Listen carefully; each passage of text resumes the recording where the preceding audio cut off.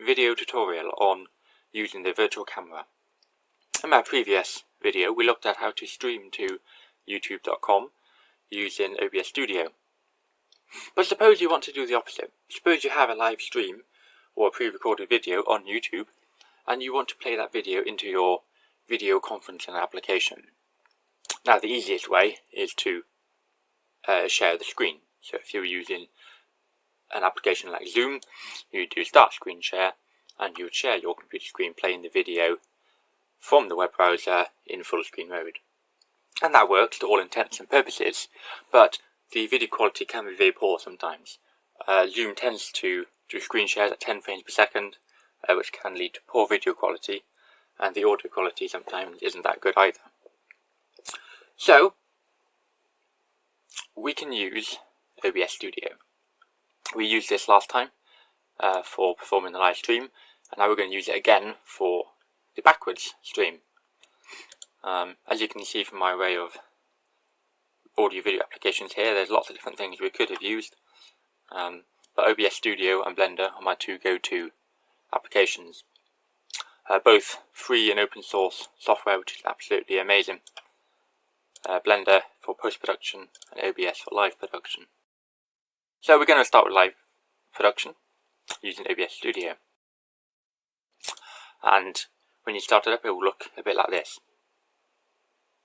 You will observe my version is 25.0.8. I have upgraded it to the latest version to double check this still works for the tutorial. So if you are starting from scratch, then the latest version does work. If you're using an older version, then please make sure you have a version greater than 24. Otherwise it won't work before then. But anything between 24 and the current, it should work. Before we actually start doing it, there are two things that we need to do to get it working. The first thing is we need to install a virtual camera.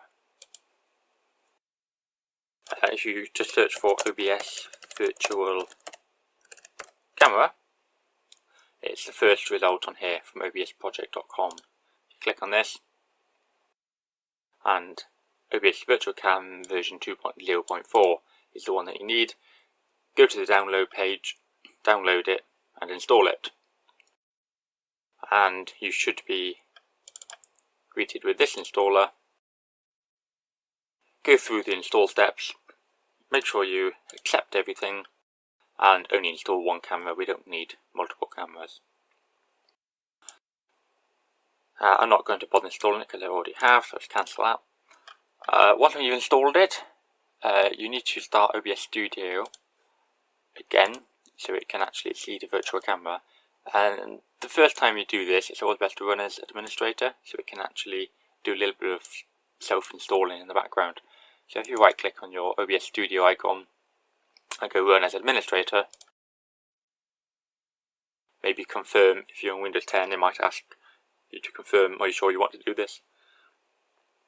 And you'll be greeted with a screen which looks identical, but hidden under the Tools menu, we now have this option Virtual Cam down the bottom. So we know our virtual camera has installed. So, before we actually do anything with the virtual camera, we're going to set our settings first. So there's only a couple of ones we need to tweak. The first most important one is down here in Advanced. If we scroll all the way to the bottom, there's this Sources, Enable Browser Source Hardware Acceleration. Make sure that one's checked. If you don't check that one, sometimes on slow laptops it can produce a little bit of a lag when rendering in this preview here. So I would recommend you always have that option selected. If we go to Video, make sure that your resolutions here match. It prevents any scaling on the fly, and also make sure it matches your video. So the videos I'm going to stream are HD, so I want 1280 by 720 for both of these, and 30 frames a second. Then hit OK. OBS Studio is brilliant in that it remembers all of the settings that you choose.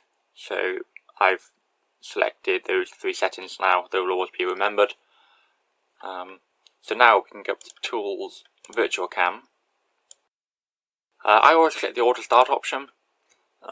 just to save having to go into this box again and click start. So basically as soon as you start OBS Studio, the virtual camera will start in the background. Anything that you see on this black screen here will then be sent to the virtual camera. So if you click auto start and then click start, and then notice the start button is greyed out, so it shows that it's working properly. If it failed to start, it would have a red message just here that says why it couldn't start.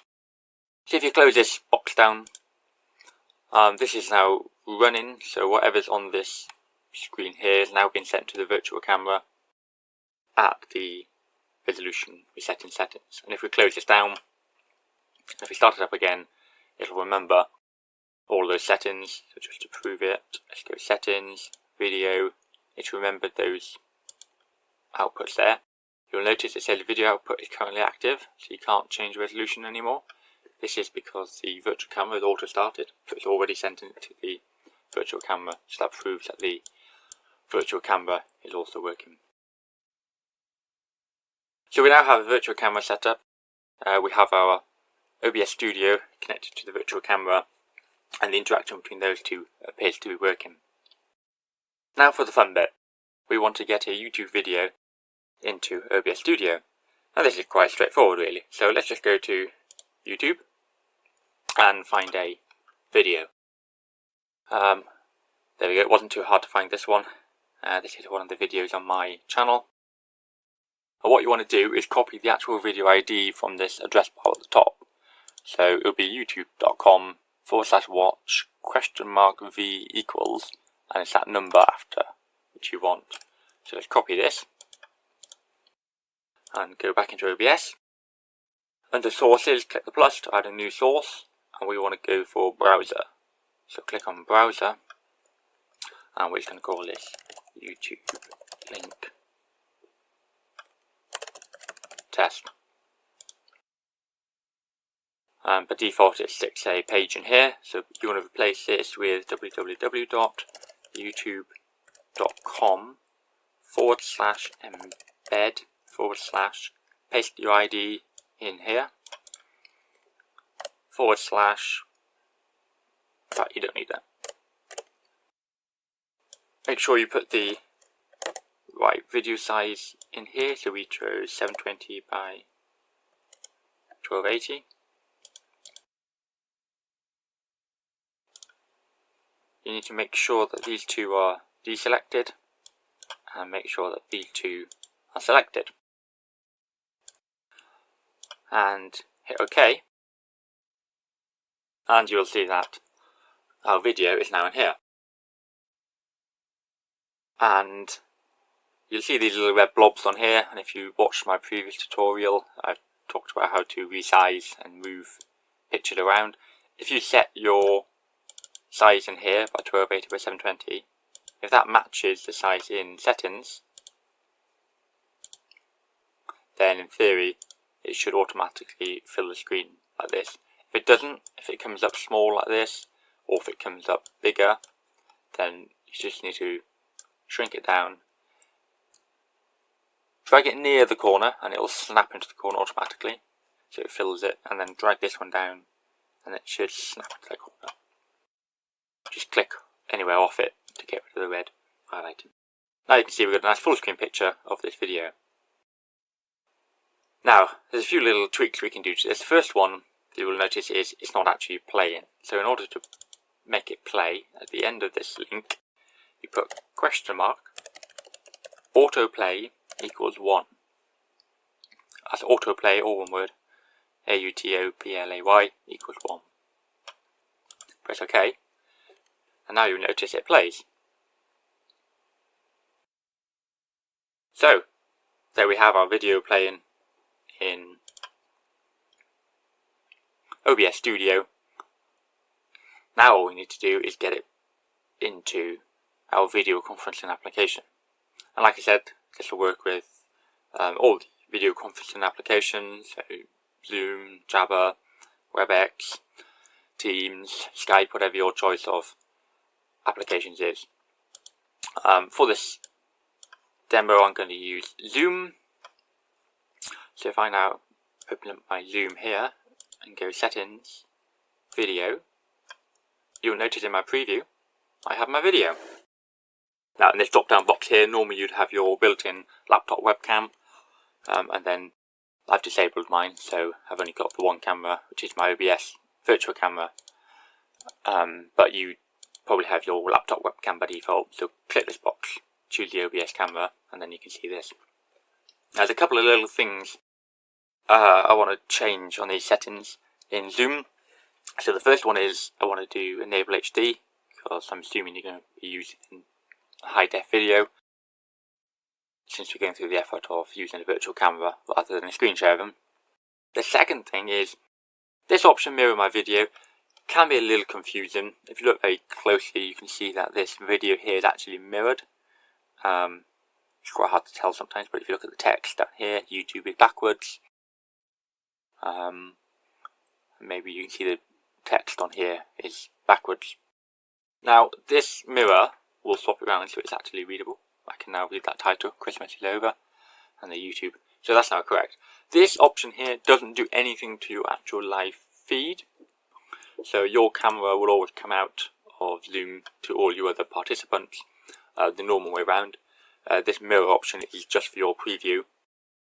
Just because you're used to seeing yourself in a mirror, it looks a bit weird when you look at it unmirrored. So this is just for the preview. But just so it doesn't look so weird, I'll deselect that. But just so you know, that doesn't affect the video going into Zoom. This one you can disable if you want. In Zoom it pops up a little name in the bottom left corner as our participant, which, depending on what's on your video, it might block something, so you can always turn that off if you don't want to obscure any of the video. But it's such a little name in the bottom left corner, it probably doesn't matter too much. So that's the settings you need to change on the video. We're going to come to audio a little bit later, but since we're already in the Zoom settings, we'll change these settings now.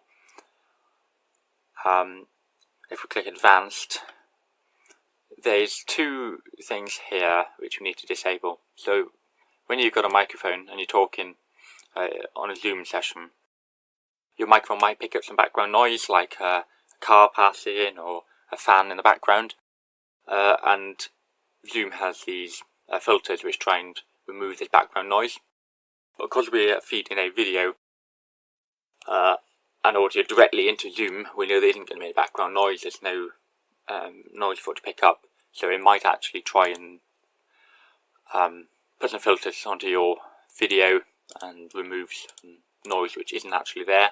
So just to save any distortions to the audio quality, we're going to disable both of those options. That's all the settings we need to change. So just close that down for now.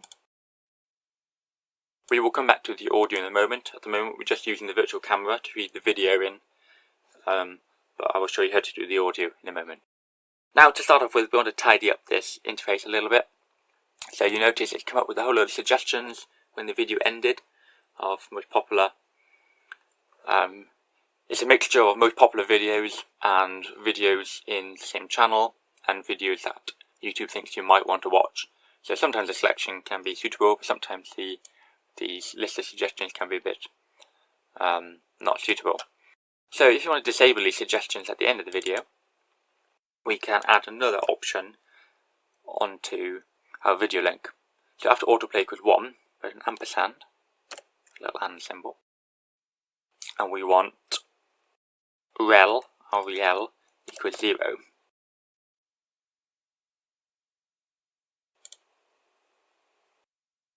And when it gets to the end, it'll basically stop and rewind to the beginning and have the picture of the first frame on there again. If you're in a playlist, so this video is only in a playlist of 2 videos. But if you're in a playlist of lots of videos, sometimes the rel just takes away all the other clutter and just shows videos in your playlist, which again is probably a better option than having all the other suggestions on there. So sometimes that's worth doing, or if it's just a video on its own, then more than likely it will just return to the first frame and you'll see the first picture again. Oh, here you can see this is a second video. Because this video is in the playlist, it's suggesting that you watch my second video next.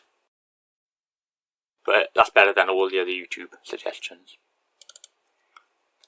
Another thing you will have noticed as soon as this starts is it has this play bar across the bottom, and it's got this rewind button and the volume and things like that. It's only there for a couple of seconds when your video starts, but it sometimes can spoil your video if you've got something important at the bottom like subtitles or something like that. So if you want to get rid of that, put another ampersand at the end of this and put controls equals 0. CONTROLS equals 0. Controls equals 0. Press OK. Now you'll notice we get the buffering circle in the middle, and then it plays straight into the video with no bar at the bottom. So now we've got a nice clean interface, video playing.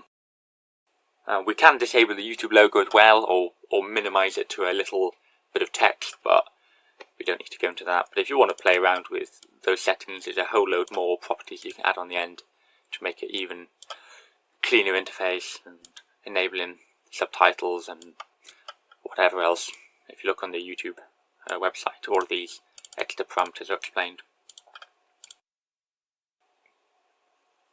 So now we have a much better interface. If we go back to our video preview on Zoom, if we start a video meeting, then this is what it will look like. And here you go, the video's ended, and it's come back to the start of the video again, rather than those YouTube suggestions. So there we have a video downloading from YouTube, or pulling it down in live from YouTube and feeding it into your Zoom application or Skype or whatever you use.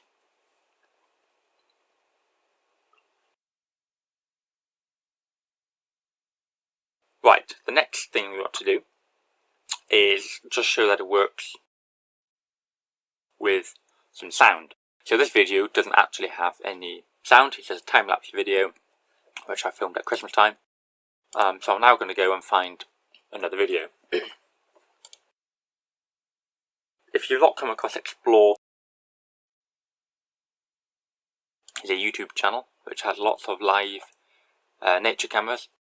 So they've got pandas and eagles and things like that. Unfortunately, this one is not in this country, so it's night time at the moment. If I hit play, you can see it's working. They're not doing anything too exciting at the moment, and there's no baby eagles there yet, but we'll use this one as an example. So this one is an actual live camera, and it's got audio on it as well, so we're going to use this for our test. So again, copy the link ID, go to OBS. I'm not going to delete this one, I'm going to keep this one here. What I'm going to do is add another scene. So let's pretend that we want to have two different YouTube videos playing into our camera at different points in the meeting or conference. So let's call this Eagles. Add a source, browser, call it YouTube 2.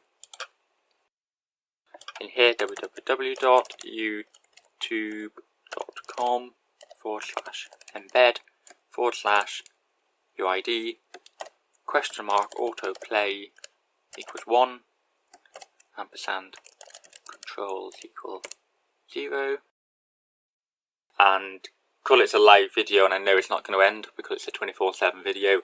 I'm not going to bother with the rel at the end of it. Change the resolution to 1280 by 720. Make sure these two are deselected. Make sure these two are selected. Press OK. And you'll notice that this message comes up. Video unavailable. Playback on other websites has been disabled by the video owner. Now this is an interesting little feature that YouTube brought in fairly recently. If your YouTube channel has only a few viewers, subscribers, then they stop you from embedding your video into other applications or other websites. Or you can choose to manually stop people embedding it. If you really like your video and want people to go into your YouTube channel, then you may want to stop people embedding your video in other websites. This one, just looking now, has 61,000 subscribers, which means that they can allow embedding, so they've chosen to disable it. If we use this video, this one I know can support embedding. So if you go scene 3, I know, let's rename that. Let's call this pandas. Add a new browser source, YouTube 3, youtube.com/embed/ID 1280 by 720. Scroll down, check those two. Okay, fills the screen. We didn't do autoplay, so it's not going to play. Autoplay equals 1. And now we can see a nice live camera on pandas. I'm going to add another scene again. I'm going to call this blank. I'm not going to add any sources to it, but I'm going to add a colour source. I'm going to call it white, and I'm going to choose the colour. I'm going to put yellow on there just to make it confusing. Maybe I should rename that to yellow. So I've got a blank screen, which is in fact a yellow screen. I have my panda link, and simply by clicking on these scenes on the left, we can swap between these different scenes. So my blank screen, click on pandas, it'll automatically start the video, and it'll automatically go to the latest live.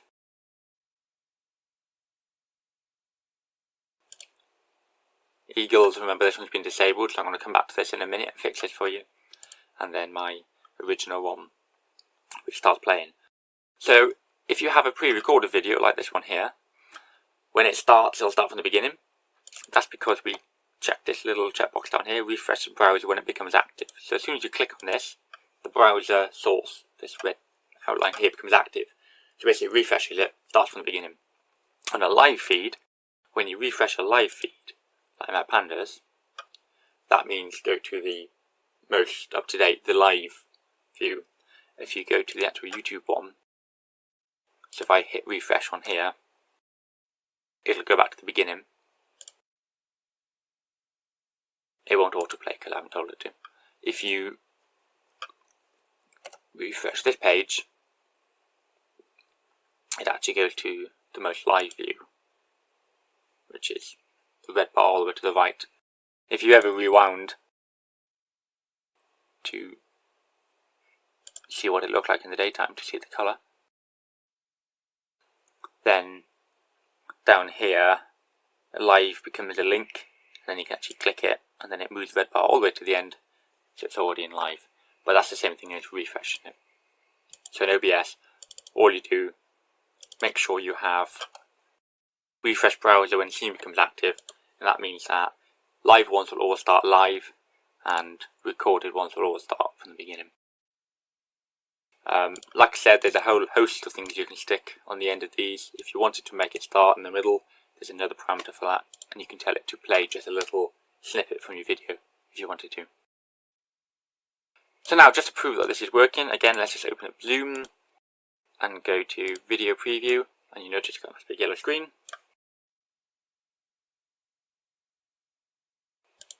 So now I'm going to just pause that video because that's a little bit confusing. I'll click on pandas. This is a live one, so it jumps to live. We've got a different picture now, so we've got these pandas up on those trees somewhere. and you notice that's coming through into my Zoom preview and swapping over onto my pre-recorded video, and that one is also live.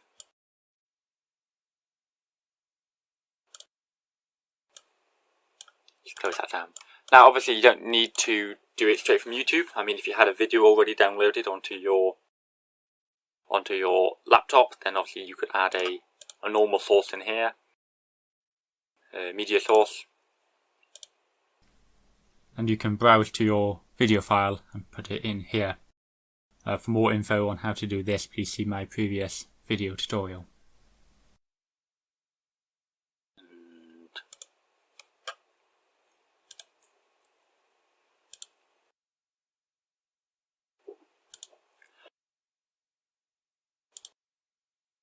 You can add that as another scene, and then you can swap between your actual YouTube scenes and your actual video scene. So we have the video working.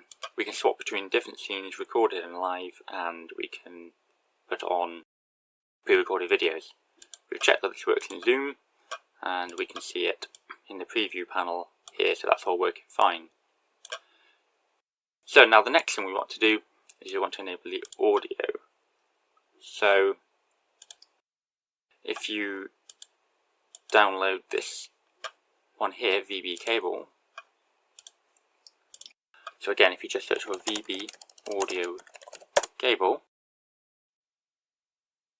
and again it's the first link that comes up, so vb-audio.com, click on this link, and this download button here will download a zip file. So if you download that, and then you'll get this zip file here. Extract using the default extractor, and then somewhere in here there should be a setup file. If you've got a 64-bit operating system, install this one. If you've got a normal one, then install this one. Mine's 64-bit, so I installed this. If you're using Windows 10 again, then you'll need to right-click Run as Administrator to allow it to actually install it. Even if you are an administrator, you still need to specifically tell it to use administrator privileges. I've already installed it, so it's given me the option to remove it, but you would have a button here that says install.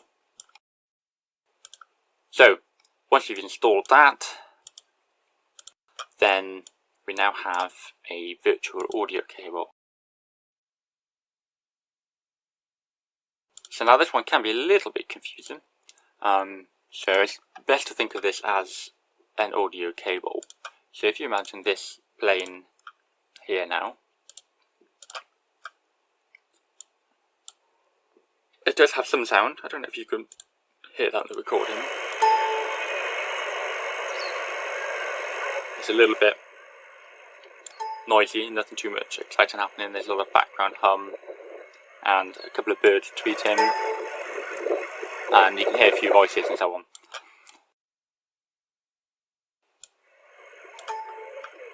But it has sound on it. Now that is playing through this one here called desktop audio. So it's playing through your actual speakers on your system. But we've just installed VB audio cable, so we now want to set that as our default device instead of the speakers.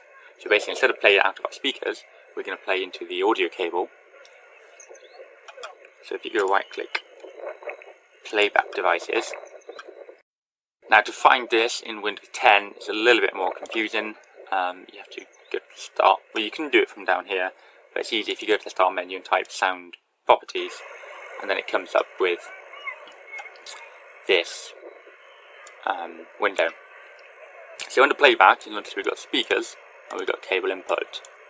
So I'm just going to mute this for now because it's getting quite noisy. And you want to use cable input, so we want to set this as default device. It already is because it's got this little green tick on it, but if you first installed it, then the chances are your speakers will be the default device with the green tick on here. So what you want to do is right click on cable input, set as default device. Now cable input is our default device. This desktop audio, instead of playing through our speakers, it's actually playing through the cable. Now this cable has another end called cable output, and the cable output is then what you want to connect to your Zoom meeting. So in settings in Zoom, let's go to audio, and here we have cable output. So if you had the normal microphone,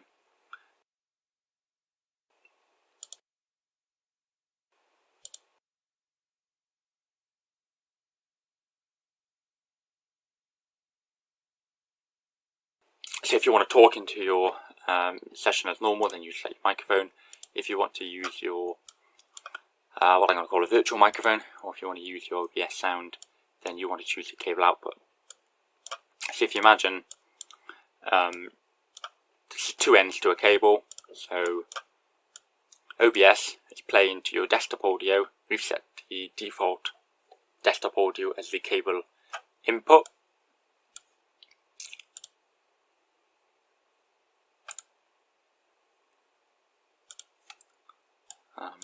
So remember here we've got cable input. So instead of playing from our speakers, we're playing to the cable input.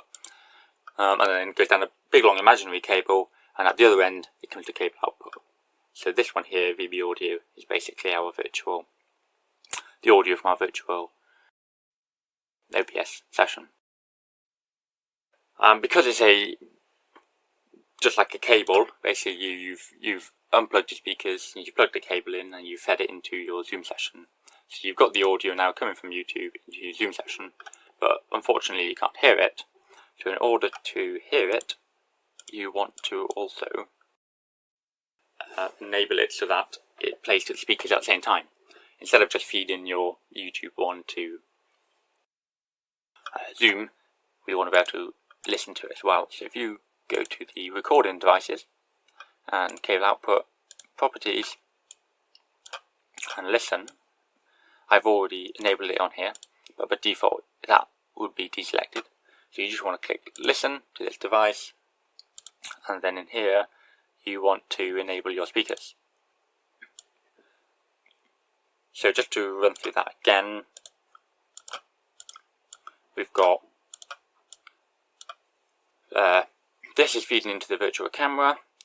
The audio from it is playing into your default audio device, which is right click, playback devices, playback.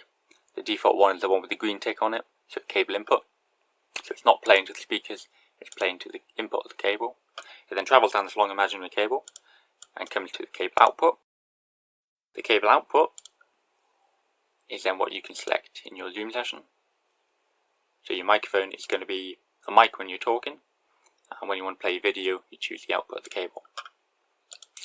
And just to make sure you can hear it at the same time, you want to go properties, listen to this device, and play through your speakers or headphones or whatever you've got connected to your system.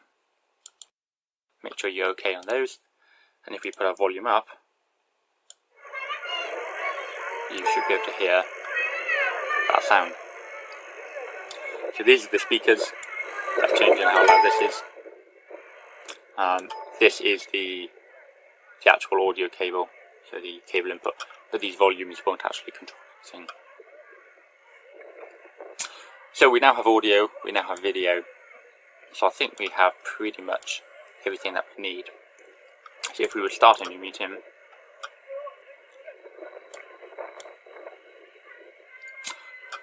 then on video we can choose this video, or if you had your webcam, then you can choose webcam here. Once when you've chosen the video, don't forget to also select the sound, because the sound is coming through separately. So if you were to talk on here normally, you would select your microphone, and then you select your camera, webcam. If you want to have our virtual YouTube feed, then you want to select OBS camera and cable output.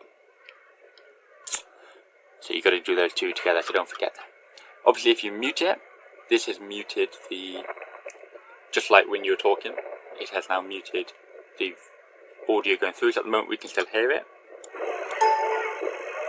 So this is still playing on our computer, but you've muted it, so now the people on the call can't hear it.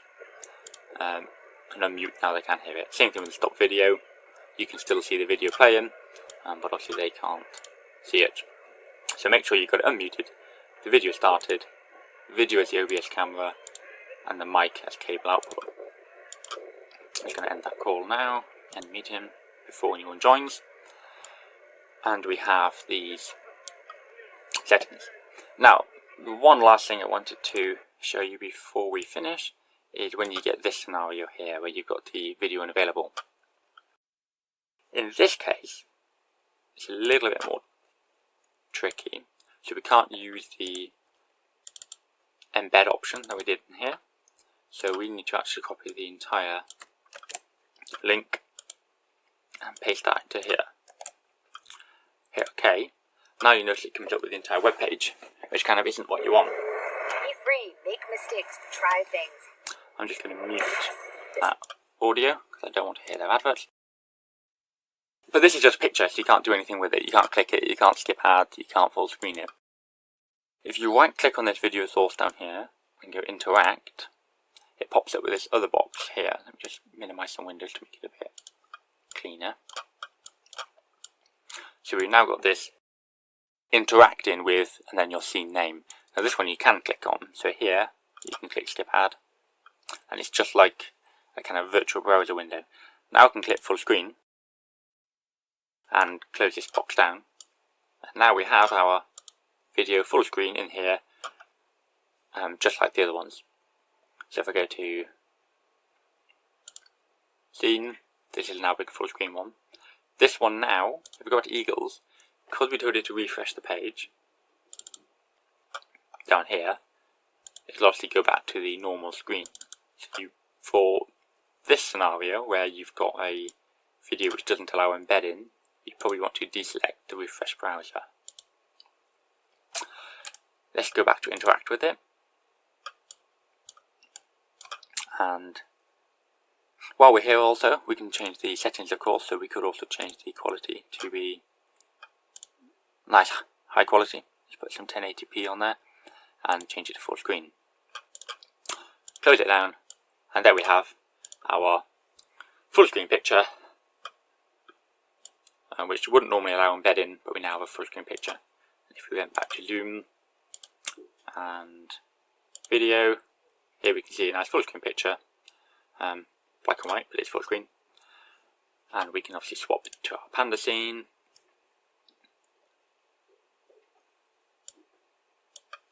And back to this scene, which has a cleaned up interface, so there's no bar at the bottom. And then we can go back to Eagles.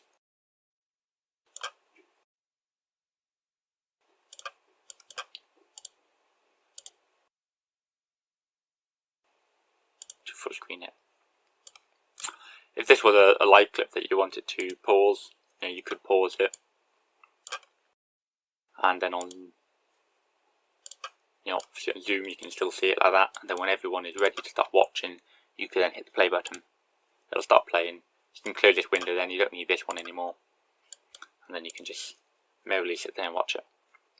And if we put our volume up, we should still already hear the sound on this one,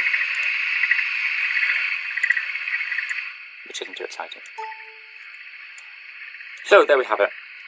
We can have audio and video from YouTube, or live or recorded, or even from a local source, and feed it into a virtual webcam and a virtual microphone, which can then go into your Zoom or Skype or WebEx. Hope this has helped. If you have any questions, feel free to reach out or to post them in the comments below. Thank you.